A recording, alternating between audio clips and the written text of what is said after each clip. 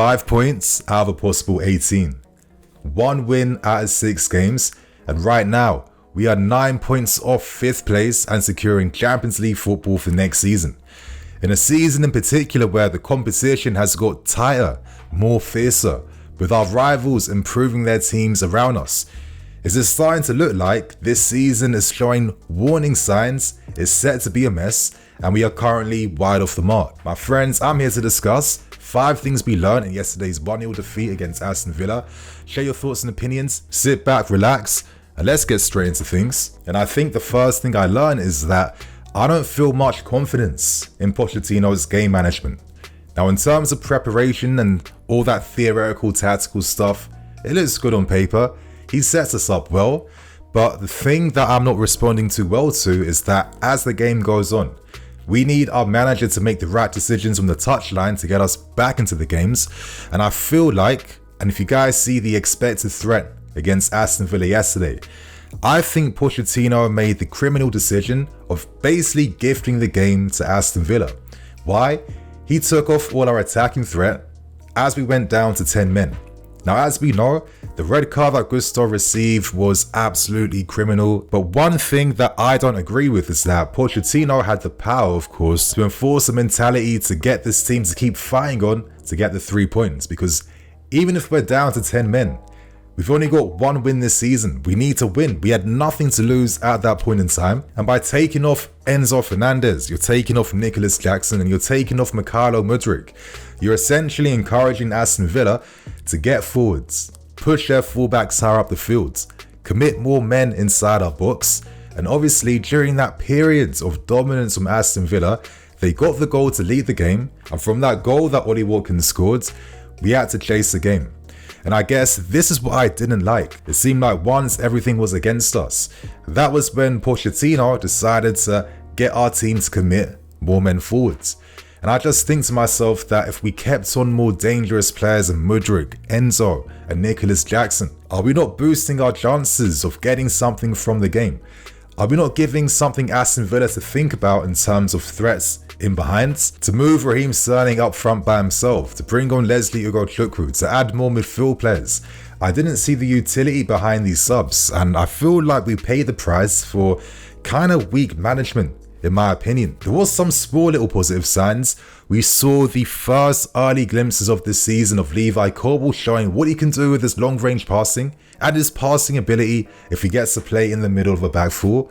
And on top of that too, we saw what Ben Chilwell can offer if he is allowed to make those runs in behind, playing as a left back and not playing further forward up the field. I'd like to hope that for our game against Fulham next weekend, Pochettino will take some inspiration and he'll start to use some players now in their best positions, because as we learned after the game yesterday, Barley had words with Pochettino after the game ended.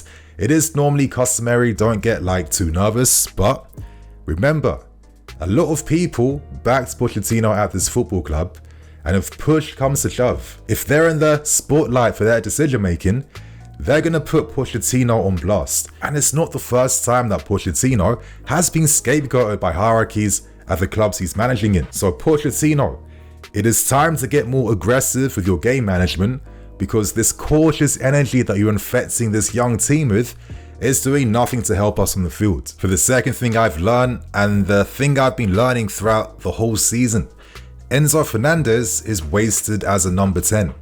Now, I'm going to use SofaScore to break down the stats, but as you can see in his performance against Aston Villa yesterday, I think that Enzo Fernandez had by far the weakest influence that we've seen him have throughout this whole season. As you guys can see with his heat map, he's playing more down the right hand side, trying to find Gusto and Raheem Sterling.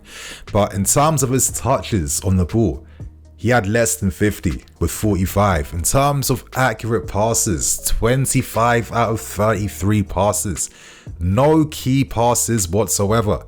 None of his crosses found anyone inside the box, and only one accurate long ball in from behind. But I look at these stats and I think to myself, wow, Enzo Fernandez playing a game with less than 50 touches of the ball. For me, this is the overwhelming evidence I need to see to know that this guy is not suited playing this Mason Mount number 10 role. Enzo Fernandez is the brain and heart of this team, And in his best games this season, as you guys can see on screen here, look, against Nottingham Forest. Look at his heat map in comparison. He dominated the central areas because he is so important in the first phase and second phase. And as you can see in that game, 80 out of 89 passes, 118 touches, 3 key passes made, long balls, 3 out of 6, 1 big chance created. Against West Ham, we're seeing more influence down the right hand side, but he still dominated in terms of touches. 98 accurate passes out of 109, 127 touches, 4 key passes. For me, that West Ham game was his best game this season.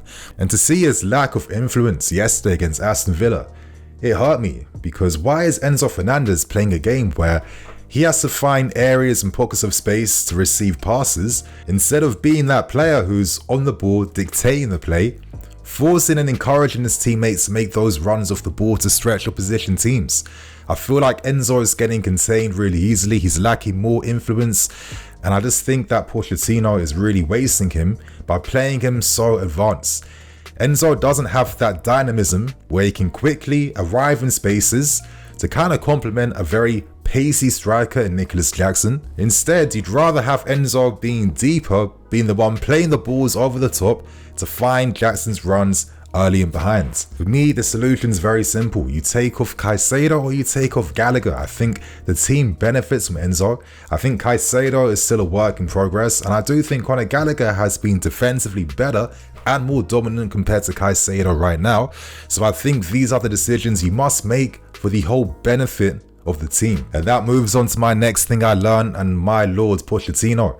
It's time to let Cole Palmer cook now.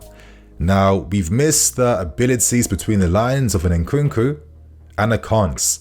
But that's exactly why we dipped into the market in the final days of the transfer window to sign Cole Palmer for Man City, because this guy is very effective on the right side, in the middle, on the left hand side, between the lines.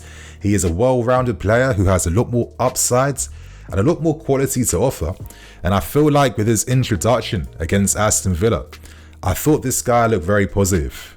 You see the stats, 17 out of 20 accurate passes, 2 key passes made in that game too, 1 big opportunity made as well.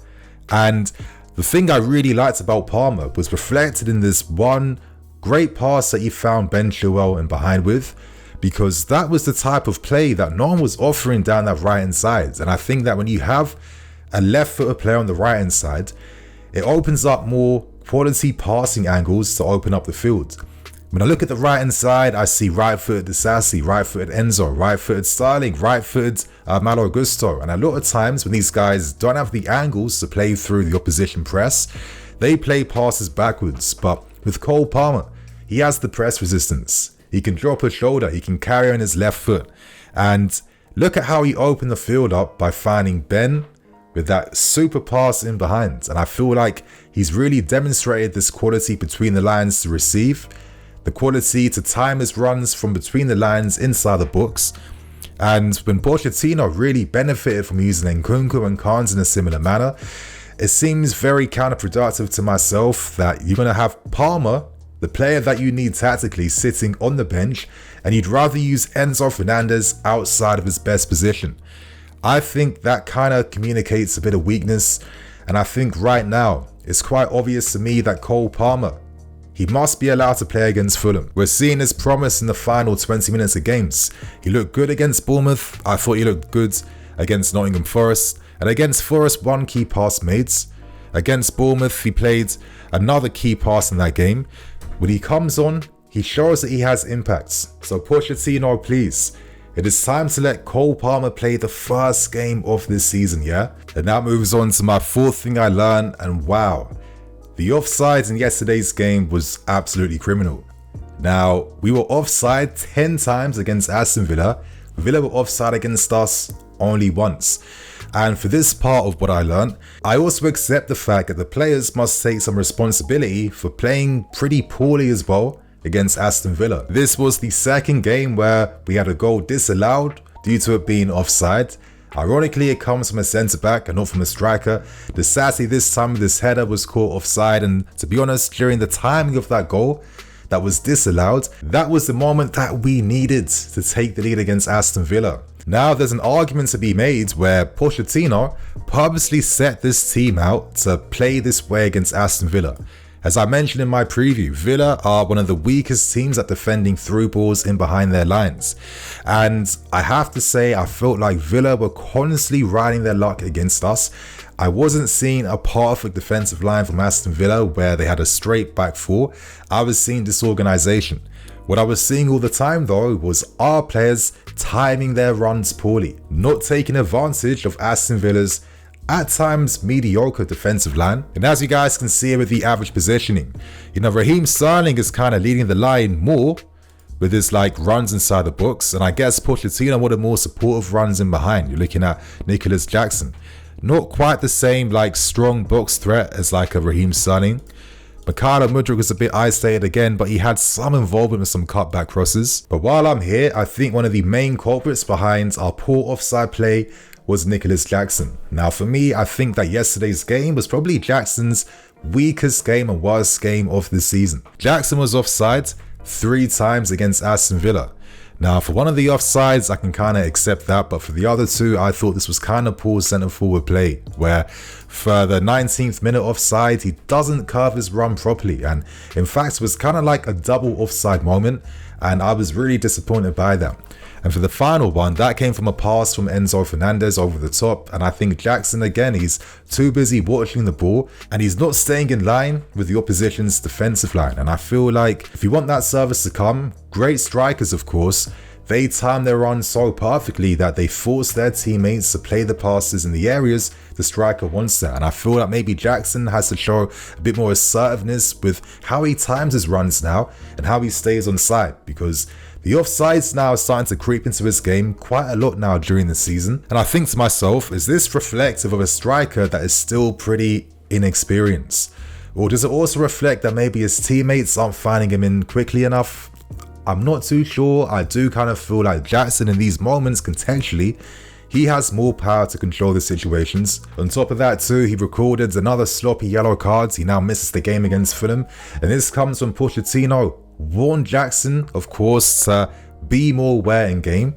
And I have to say that his one moment that he really needed to score came from that great reverse ball in behind from Mykhailo Mudryk. I just felt like Jackson, if he was more confident, he rounds the keeper and he scores with his left foot. And I think the fact that he just kind of stabs at the ball and he's very reactive shows that he is feeling that lack of confidence right now. And maybe as he's become a bit of a isolated focal point at times, we're still seeing heavy emphasis when it comes to playing on the right hand side. We're seeing Nicholas Jackson is barely connecting with anyone from the right hand side, and the left hand side continues to look very isolated. And it's not making too much sense to me when Jackson is someone that wants to drift more to the left to kind of cut inside as well too. So is it time for Pochettino to have a 10 now to bring a bit more balance in terms of what we do between the lines and in the final third? Could that really help Nicholas Jackson when it comes to trying to score goals? And now my friends, I want to end one of the most important parts of the video today, and I feel like the final thing I've learned is that this team has terrible understanding of each other's game when it comes to breaking teams down in the final thirds. I'm going to use 2 clips in particular to give you guys my examples. Now it starts from here. Cole was carrying the ball up the field, and Jackson then, that's the area he likes, he starts to make a run forwards. Goes up, and as you can see right there, you saw how Jackson started to accelerate. Why? Look at the distance between Konza and Pau Torres. Jackson has the acceleration advantage in his favour, and I think he was waiting for Levi Cole then to play a ball over the top into space for Jackson to run onto, because I kind of feel like he takes advantage in that moment. I'm going to rewind it back a tiny bit, my friends, so you guys can see again. As you can see here, Jackson's getting ready to accelerate into the space in behind, but Cole plays a pass wide to Mudryk instead, which means that Jackson is now offside. So it's hard for him now to change his body position. Mykhailo Mudryk carries the ball into space, he attacks it well, but obviously Jackson was so far ahead because he anticipated a ball played in behind that he's had to slow his run down, and the best he can do now is find space by just holding his position. I feel like here, Mudryk should have made the cutback cross, And I think Jackson takes another touch and hopefully has a shot on goal. But he takes it to the byline instead, and the Mudrik's only solution then is to play across goal. And sadly, no one's there to take advantage. Now I could say Raheem Sterling, of course, is also caught ball watching as well too. I feel like he should have known to make the run to the far post if Nico Jackson's in the same area. It makes no sense. See, ball watching. Sterling should have been in behind in the spaces here already. And I'm using this example in particular because I felt like there are at least 3 different passing solutions that could have led hopefully to a goal in that moment, and it was collective failure across the mark. And I think this move powerfully highlights the overall poor team understanding that we're seeing right now. And to end with my final example, this was the most egregious example of this entire game. You guys know what I'm about to discuss right here. And as you can see in this moment, it's one of the few occasions in this game we timed our runs in behind perfectly. We take advantage of that Aston Villa high defensive line. Finally, Raheem Sterling gets to the end of things. Nico Jackson is there as well too. You think to yourself, how the hell is this not about to be a goal right now? But in typical Chelsea fashion, the wrong decisions made, easy save by Martinez, and the opportunity goes to waste. Now, I'm going to explain exactly what goes wrong in this moment. Number 1, Raheem Sterling does the right thing. One touch here, that touch should have opened himself up to take a shot. I think maybe this communicates poor confidence because Martinez is off his line. I mean, you have more space if you take your shot early. Instead, Sterling takes another touch and he goes into the path of Martinez and he closes down the angle for himself to take a shot. On the other hand though, I think a massive L also goes to Nico Jackson. He was also onside, and as you're seeing in this clip, my friends, not once is he calling for Raheem Sterling to make the pass to him. And when Sterling misses, look at Jackson's body language. There's no frustration, there's no anger at the fact that Sterling didn't square the ball. And for me, the only explanation I have behind Jackson's reaction is that maybe he didn't realize that he was onside. I mean, he was offside so many times in the game yesterday that I guess he just lacked confidence in general. And I think these 2 clips really just highlight the lack of confidence we're seeing in terms of the right decisions being made in the final third. And this is where the players must also take responsibility because we had these moments to take the lead in this game and of course change the direction of our destiny. So my friends, these are the 5 things that I learned yesterday's defeat against Aston Villa. Share your thoughts and opinions. If you liked the video, show your love, hit that like button, share your thoughts and opinions and share the video too. Thank you for watching. See you guys tomorrow. Cool.